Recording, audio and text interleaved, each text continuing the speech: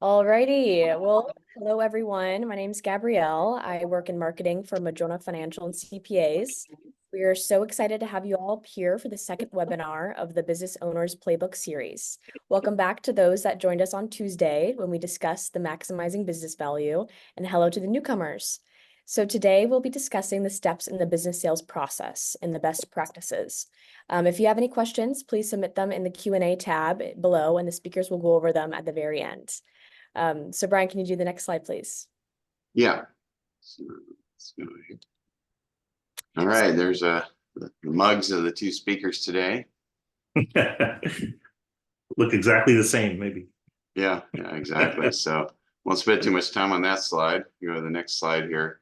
So I'll introduce myself just briefly here. A lot of people know who listened to the first one, of course, or hear my radio show, but I've been a CPA for about 40 years. I started when I was 8.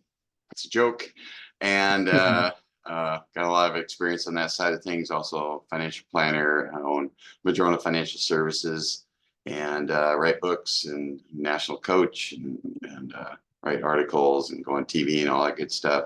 Do a lot of speaking at conferences, and I'm a host of Growing Your Wealth Radio, heard on KTTH, KBI, Cairo, also in the Salt Lake City market in our Utah offices. And we have about 35 employees, but we're a combination CPA firm and financial planning firm. So these are things that are sometimes a significant part of the business sales process. And I'll go to the next slide, and John, I'll let you introduce your team. Yeah, good afternoon. I'm John Odor. So I'm co-founder of Chinook Capital Advisors together with Ed Kirk. We co-founded the firm 7 years ago. We're based in Kirkland, Washington, Carillon Point, and all of our clients are business owners in the Pacific Northwest, and we help them through the business sale process. We have a full team in the office, 7 professionals. We cover really core industries that drive the economies here in the Pacific Northwest. Listed there. When you hire an investment banking firm, you want to make sure you have access to buyers, and we do a ton of research finding the right buyers for our clients, and again, been doing this for a long time and have a track record to support it. So let's just kind of launch in here. Today we're going to be discussing steps in the sell side process. As Gabrielle mentioned, our first one was on how to prepare a business for sale and how to maximize value. The next 2 are going to be on how to value your business and evaluate buyer qualifications. And then finally, my favorite topic, tax planning and reinvestments. But in this one, we're going to be talking about steps in the sell side process. How long does it take? These are all real pertinent questions. I'm looking forward to this, and why. Milestones, we want to measure our progress along the way. What happens from the letter of intent to close. Mistakes to avoid, that's always probably one of the most important sections in any analysis. What are the fees? We'll be talking about fees and next steps. So with that, I'll just kind of launch in. John, so tell me about the relationship, the business and the owner, and we did cover this briefly in the first one. Just want to do that again. How to know when each are ready.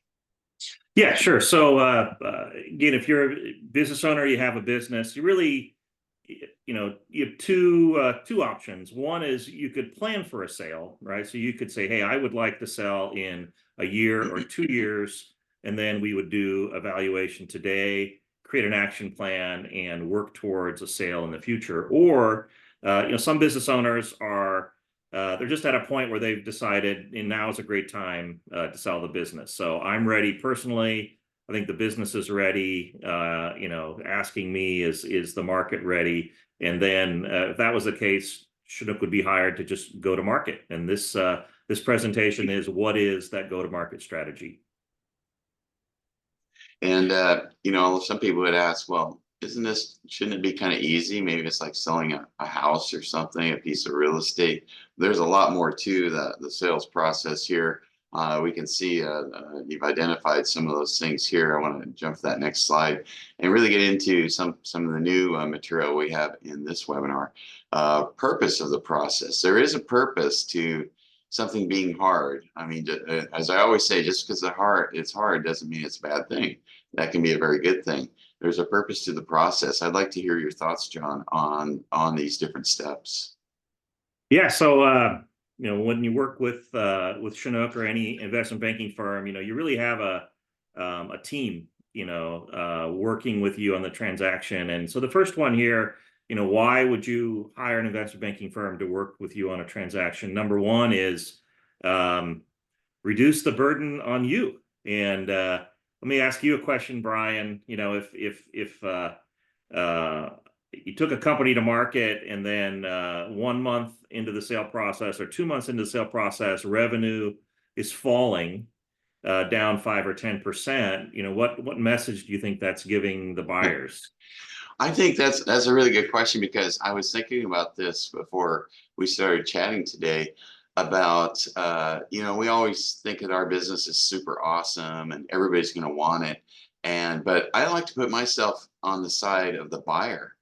And so that's exactly the case. If business is down and I'm a buyer, you've added some uncertainty to the process to me, and I'm worried. And so anything that's going negative and isn't addressed right away, as a buyer, I'm going to be very concerned.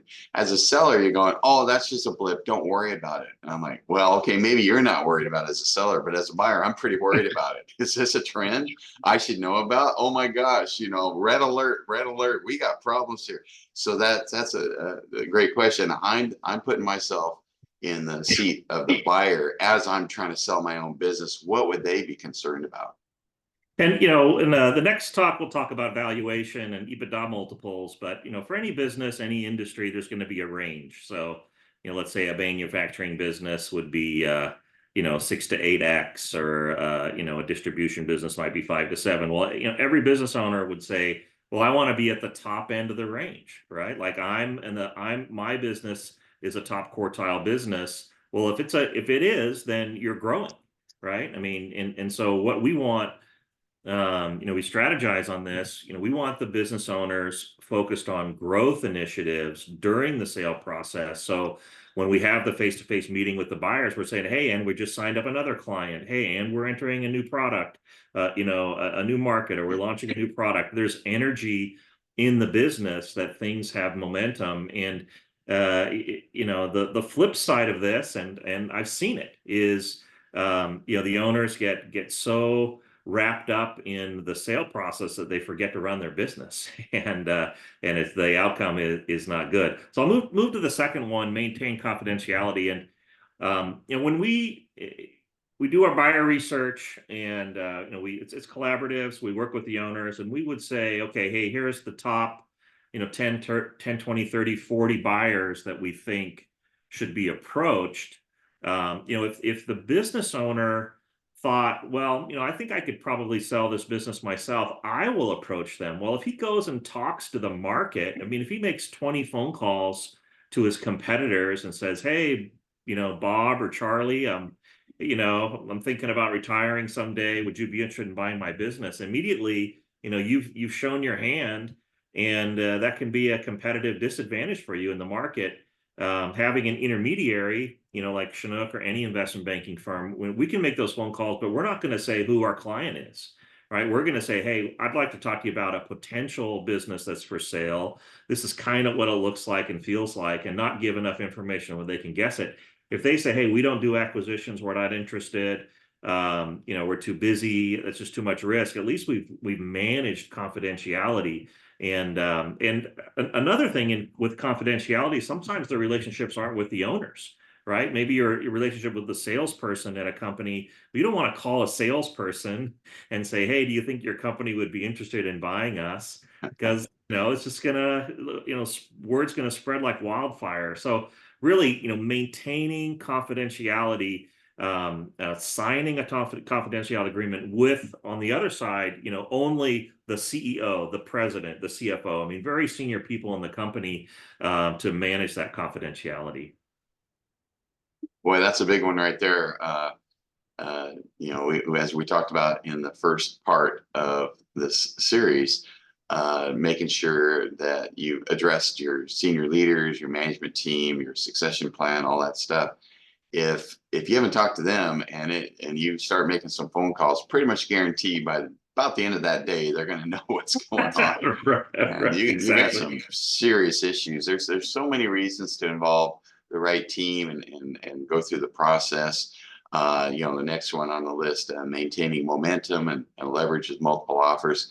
Clearly, if you're just calling one or two people and that's that's the population. I made the analogy in our last one about listing your house for sale. A house for sale. You can put a sign in your yard and people on your street might know it's for sale. But you want to have multiple people looking at that so that you can find the right buyer. So I'll let you continue with your discussion there. Yeah, so I think our goal is to get multiple offers. So we get to the we say the letter of intent phase where you have bona fide vetted offers. They know your business, they've seen your numbers, they can put a valuation on a piece of paper.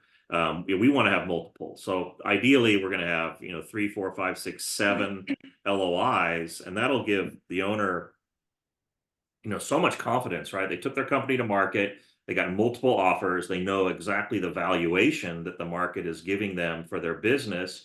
And, he's able to, he has choices for, how we get, it's herding cats and it's really the secret sauce, but, how we get owners to the finish line at the same time is with deadlines, right? We have to maintain momentum. So, we give information and say, we need your first round offers in 3 weeks. And we give more information. Hey, we need your letter of intent in 4 weeks. So everybody's working on the same calendar. So they get to the same place at the same time. And that's, for a business owner to have multiple offers for their business, it is such a peace of mind.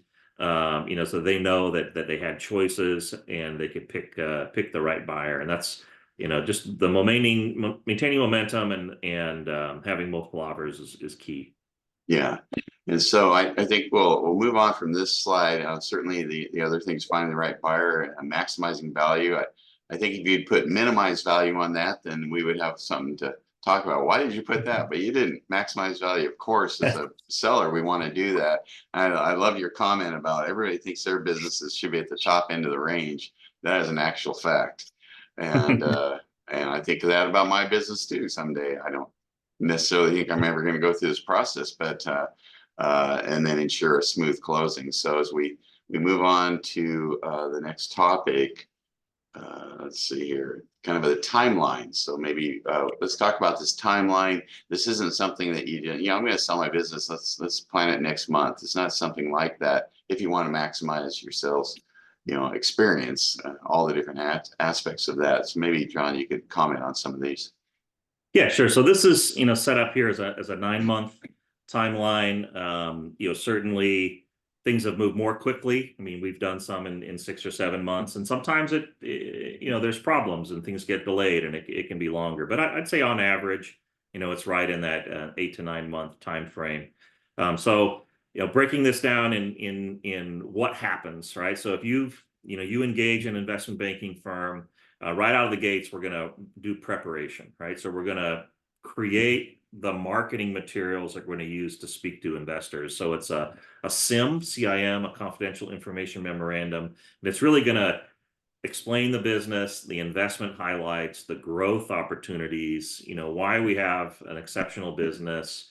It'll go through the financials, the operations. It'll talk about some projections, or at least a budget for the rest of the year. What do we think we're going to do, and answer really. And again, with this just our experience, we already know the first 100 questions that any private equity firm or investor is going to ask. So we anticipate those questions, and our experience is that if these CIMs are say 40 to 60 pages, but if a qualified investor reads a CIM, they're going to be able to value the business after reading that CIM with minimal follow-up questions. So really, getting that CIM done is 6 to 8 weeks at the front end, and then parallel to that is this quality of earnings report. Hiring an outside CPA firm to do the sell side QV report so that the numbers we show investors are vetted and again. The adjusted EBITDA is calculated. We covered that a little bit in the next talk. We're going into more detail in the next talk. So once the the SIM is done and the QV report's done, then we start the marketing. So for any industry, there's going to be industry leaders, right? For any industry, there's going to be investors that are looking to grow through acquisition. For any industry, there's going to be private equity firms that have decided to focus on that industry and create platforms and have roll-up strategies. So, we have access to all that information. There's probably 5,000 private equity funds in the US right now. And finding the right private equity fund that's focused on your industry takes a little bit of effort, but we do that. So the marketing phase is creating the targeted buyer list and then going after those buyers initially on a blind basis without disclosing the name, signing an NDA, and then offering the marketing materials. So once we get through the marketing phase, we do Q&A.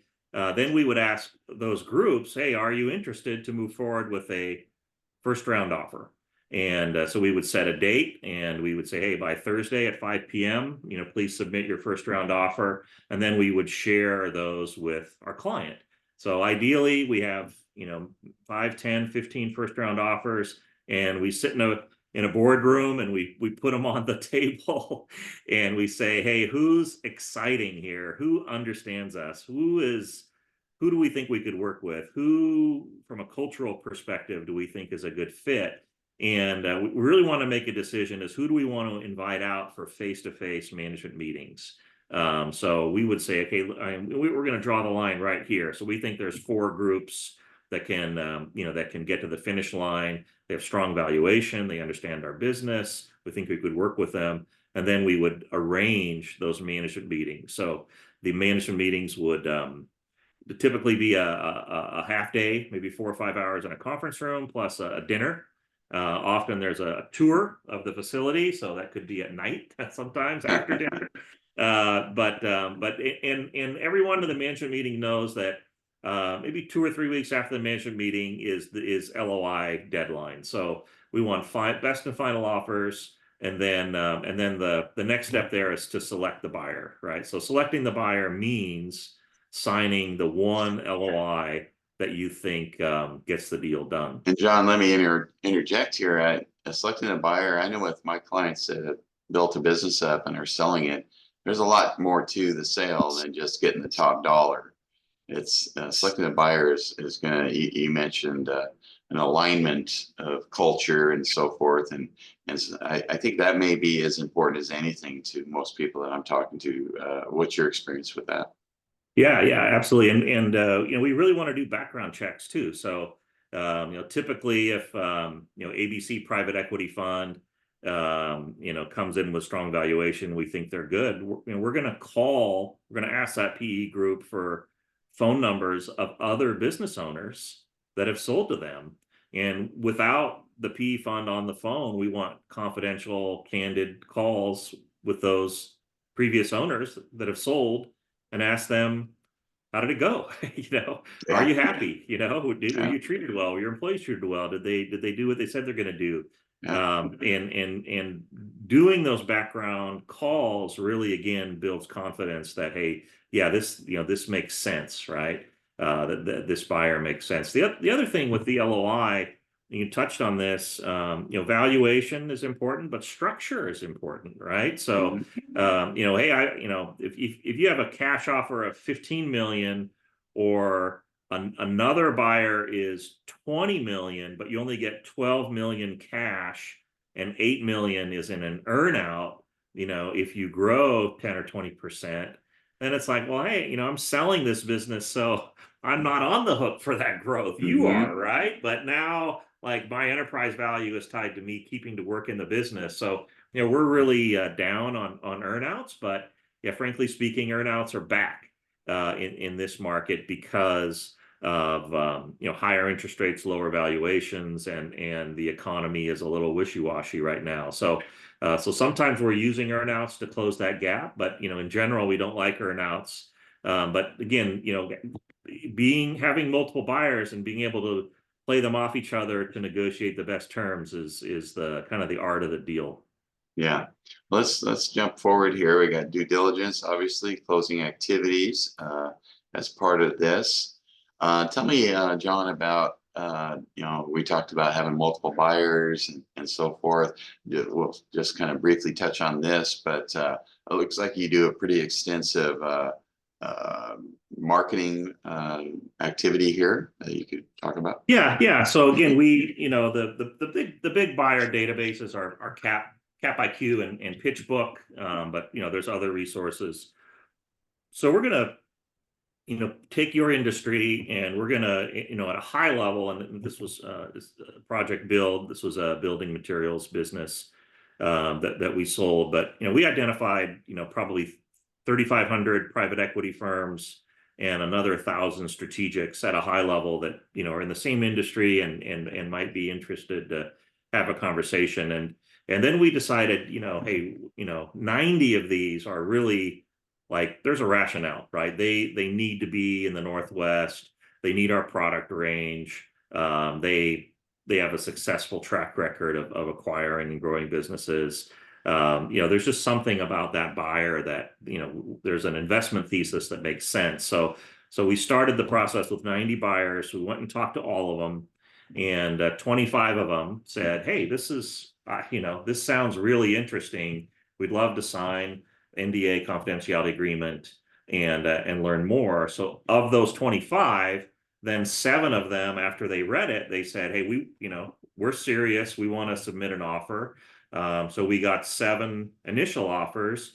2 of them were lowball, or they weren't very well funded, or maybe from a personality perspective, they rubbed us the wrong way, or just something, maybe they have a lousy reputation in the market of destroying culture or just whatever. But we kept it to 5. So we had 5 management meetings. We got 5 LOIs and eventually signed 1.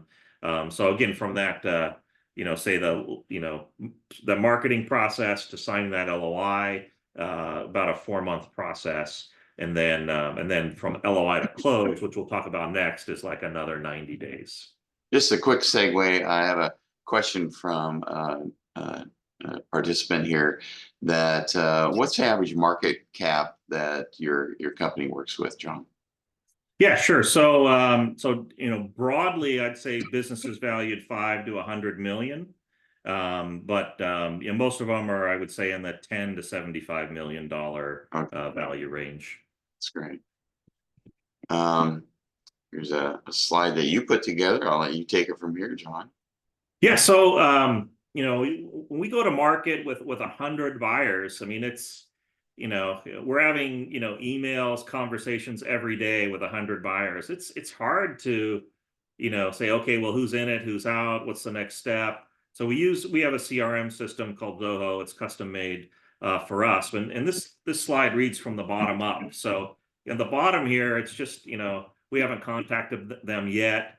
Maybe we reached out. We're trying to have an intro call. The blind teaser is sent.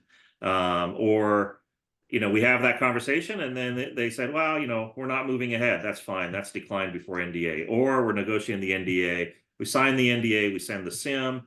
Or they have the SIM. After they read the SIM, maybe they pass, or they said, hey, we want to move forward. So, in this graph, we have 12. We're in the process where we're expecting 12 initial offers, and you can see the status of all 100 buyers. So my takeaway, John, here is if I'm selling my business, I'm working on my business. I'm working especially hard to make it, grow. You mentioned that. And I want to add value. I want to make sure that the buyer, I'm trying to track down all these documents, these reports.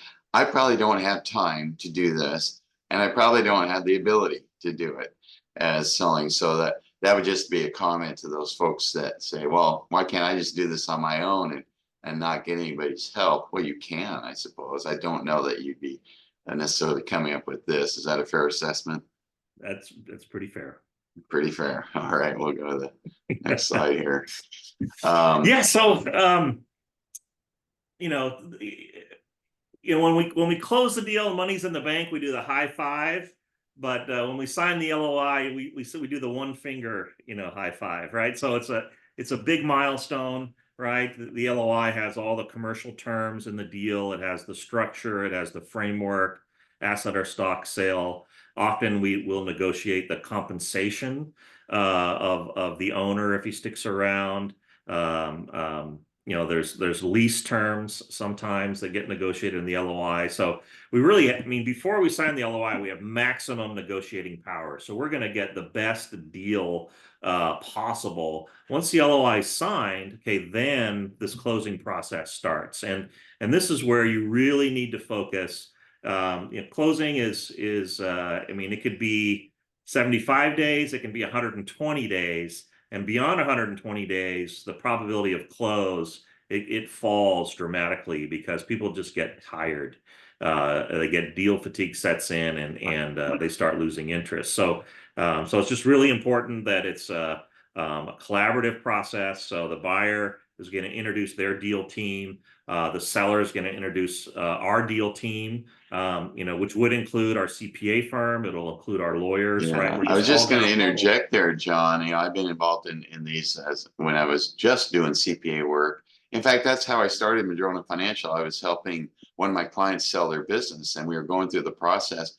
A lot of that had to do with the taxation. Are we doing a goodwill sale? Are we selling equipment or non-compete and all that kind of thing? And they all have tax implications. We have another question from one of our attendees here asking about real estate, 1031 exchange possibilities. That will be our fourth installment of this series, where I'm going to talk extensively about bifurcating the sale between the business and the real estate, how we can defer and potentially eliminate the income tax on the gains, capital gains and depreciation recapture of the real estate using 1031 exchanges and Delaware Statutory Trust.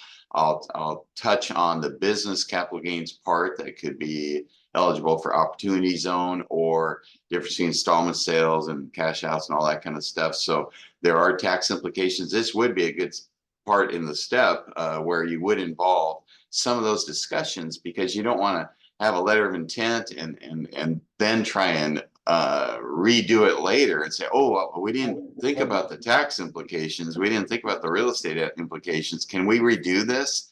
And I'm imagining, John, that buyers aren't really interested in redoing something 90 days down the road because you just thought of it and you just involved somebody. Would that be accurate? Yeah. There's a rule that the value in the LOI, it never goes up. I'd say that's accurate. Yeah. So if during due diligence, something's discovered that's a surprise, or there's a material deterioration in financial performance, then it's reasonable, for the buyer to say, hey, we based the LOI on our assumption we were not going to find something that bothered us, or that the financials were going to continue to perform. The preparation that we do beforehand ensures that doesn't happen. And I would say, just looking back over the last 7 years, I can't think of even one LOI that got retraded as a tactic by the buyer, right? I mean, we're really trying to build trust and get a deal done on the terms of the LOI, and retrading an LOI is not a recipe for success. So again, this is this time from signing the LOI to close. What happens, right? So we sign the LOI, we kick off due diligence, and then we have these SME meetings. So the SME are the subject matter experts. So the buyer, they may have an employee and benefits expert. They may have an insurance expert. They may have a chief commercial officer that's going to look at the market. They're going to have their lawyers, their accountants, right? So the big due diligence, I guess, ball, gets broken into pieces, and there's work streams on every piece. The next step is the purchase agreement, which is the document that whether it's an asset or stock purchase agreement. Generally, the buyer is going to provide that to counsel, and then seller's counsel will work with the owner to negotiate that document. It can be a 50 to 100 plus page document, and it's a heavy lift. So getting the purchase agreement in place is a big part of this. And then the other documents. So there might be an employee agreement. There might be shareholder agreement if you roll equity, right? There are disclosure schedules. So there's just a ton of negotiating and documents that have to be gone through, and you need time and patience to get through all this, and you want to be on top of things and not let things slip. Yeah, one of the ancillary documents might be related to that real estate. Maybe it is part of the sale, maybe it's not, and maybe maybe you own the real estate and it's a manufacturing warehouse or something more specific to that business, and you're going to hang on to it. So kind of the leases, because maybe you're not at fair market value right now. It's part of the adjusted earnings that we would do, quality of earnings report adjustments, but that might be part of this also. So there is that. So let's go to So the next. often just on the real estate, sometimes we're putting in a long-term lease prior to the sale. Prior to going to market, we'll put a 5 or 7 year lease in place at market so that the lease just gets assumed.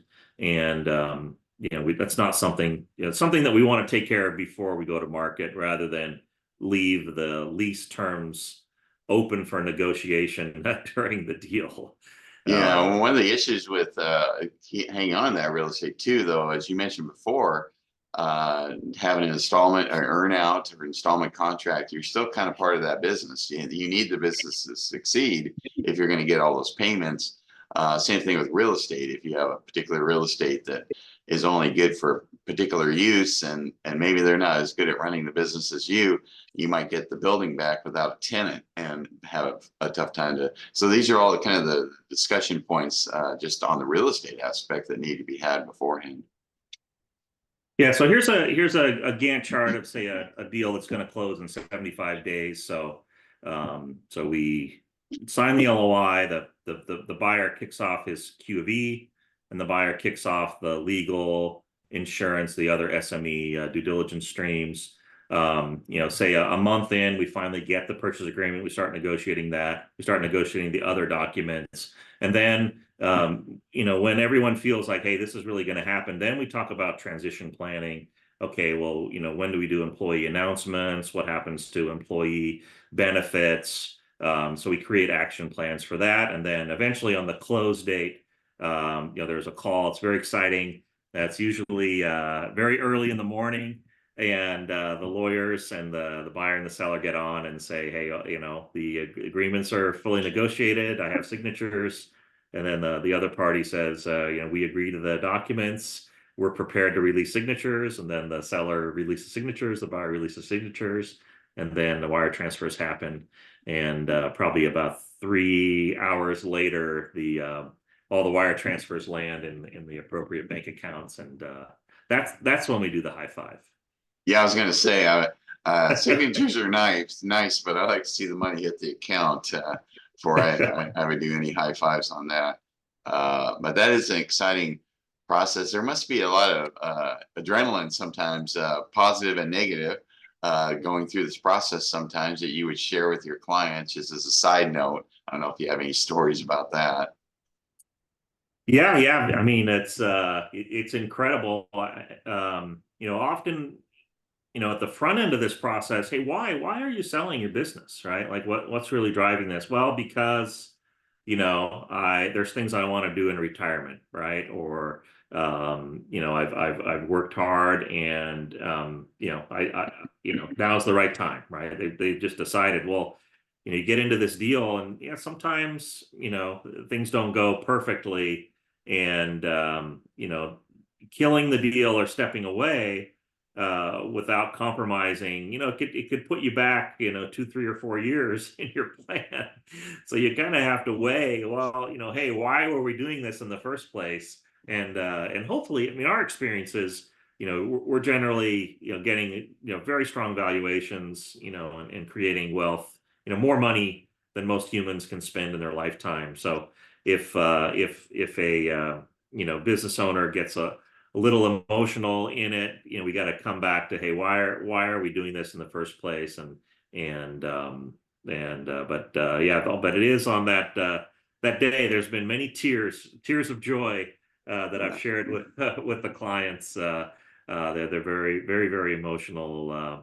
One story is one of my favorite clients is a business up near Bellingham, and she started the business on her living room floor, cutting fabric, and she eventually created the largest luxury spa linen company in the country, and we sold it to a private equity firm. And she, when she started the company, she funded it on credit cards. You can imagine that.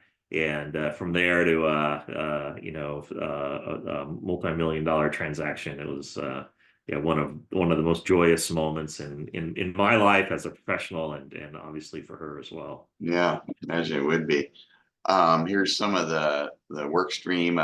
We did have a question from participant. In a business that's sold, what are the tax implications? And again, we'll be covering that in the fourth installment of this series more directly. But there's not only just the income tax implications, the opportunities, as I mentioned previously, on the real estate piece, using a 1031 exchange or DSTs, that kind of thing, or opportunity zones, installment sales versus cash out, different treatments on how you bifurcate the assets in the sale, goodwill versus non-compete, all that kind of thing. There's also an estate tax planning aspect to this, depending on your state. Also, different states have different rules. And Washington's a community property state, Oregon's a common law state. It's depending on where your business is, you have different rules related to that. We will cover that in that, but definitely there's a lot to that for the finance and tax aspect. Obviously, on this slide, there's a lot of legal that goes into this. I can see that. Insurance policies, making sure they're okay. And maybe you can also mention some points on these other three. I think that a challenge that I have with our clients is most business owners, they don't want to tell their leadership team that they're thinking about a sale. And in reality is they need their leadership team to get a sale done. And any buyer, if your goal is to sell the business and to move on, you're not going to be there. And so the buyer says, well, who's going to run? Like, who am I working with? Who's the leadership team, right? Who's your head of operations, sales, finance? Who's the new leader of this business? So, getting those retention agreements in place and saying, hey, we are talking to investors, we may get a deal done. If that happens, there's going to be something here financially for you. And then when we get to the due diligence phase, I say team members who, you really need your team on board to get through all these due diligence items, because if it just lands on the shoulders of one person, I can tell you it's overwhelming. It's going to take a long time. People are going to get very frustrated, and it's going to be harder to get the deal done. I deal with the IRS and the SEC, and this is overwhelming to me. So I imagine it's overwhelming to somebody in the normal business that isn't something they do every day. I think let's hit on some of the mistakes during the process. It's really beneficial, I think, to know what I just recorded my radio show this morning, and I was talking about estate tax planning, and our topic was estate tax planning mistakes. So we talked about some celebrity mistakes on that, but maybe you could talk about this here. What are some of the mistakes preparing to go to market? Yeah. So we talked about telling the story of your company. Well, there's we need to say, well, what are what's our customer profitability, or what are our margin trends? Do we have all the data that we need in the business to tell the story? And And it's just a broad spectrum, right? I mean, there's as an owner of a business, you may say, hey, I don't need to calculate customer profitability because I don't care. I mean, it's just, Well, as a I look, buyer, I do, and I want to bifurcate that into because 80% of your good stuff, your best 20% of your clients or 80% of your profit, and I want to know where the problems are and all that stuff. So yeah, uh, uh, as I mentioned earlier in this, put yourself in the shoes of a buyer. Pretend that you're buying the business. What would you want to know about? Because that's what I'm going to guess you're going to get asked. Is that correct? yeah. So just that data collection exercise on the front end. If it takes too long or it's overwhelming, it's a message that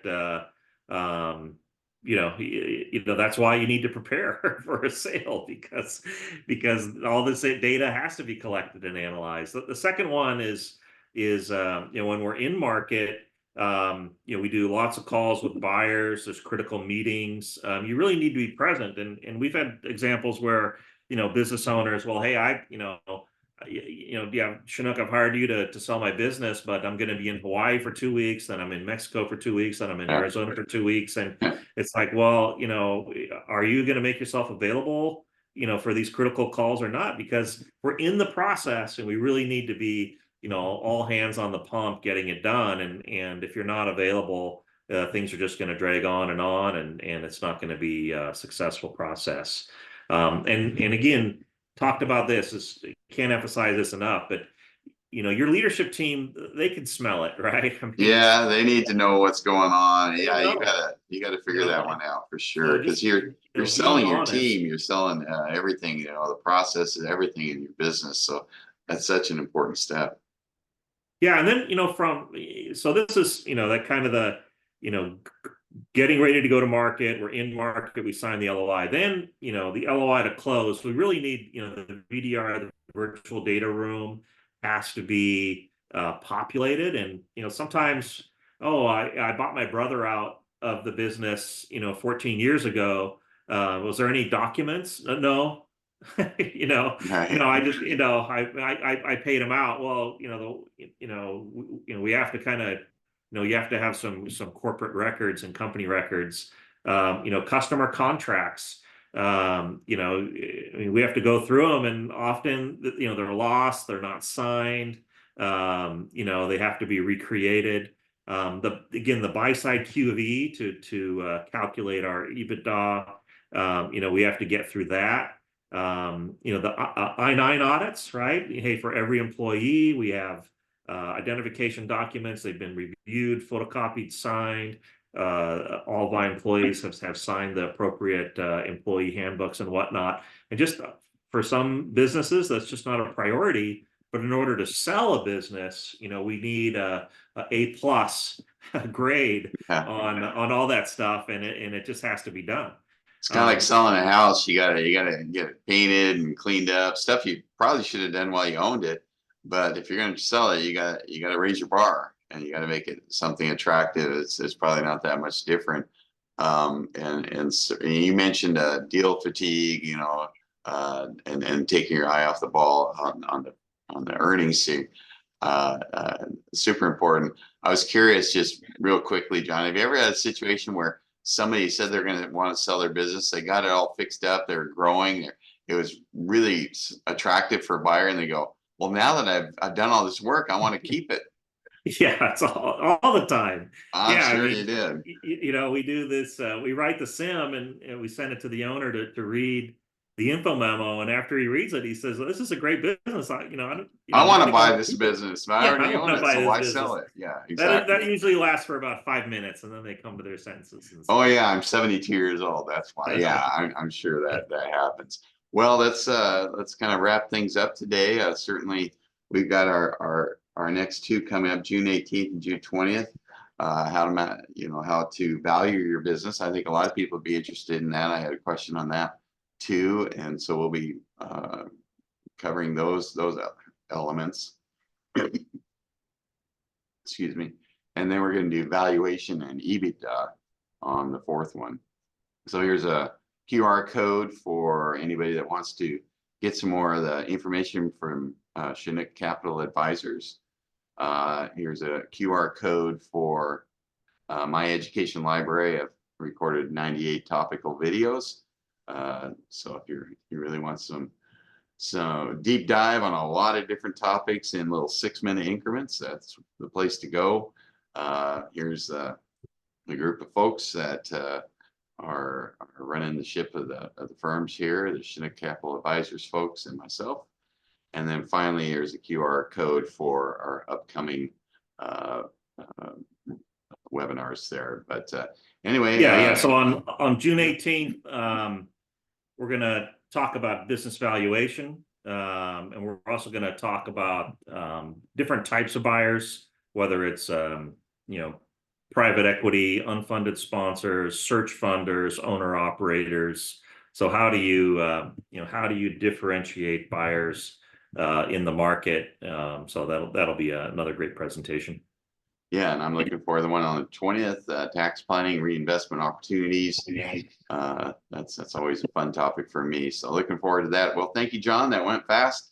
Look forward to seeing you and everybody that watched this. Really appreciate it. We'll see you hopefully next Tuesday, June 18th. Great. Yeah, and if anybody has any follow-up questions, feel free to reach out to me on my email, and I'd be happy to get back to you. All right. Thanks a lot, John. Okay. Bye-bye.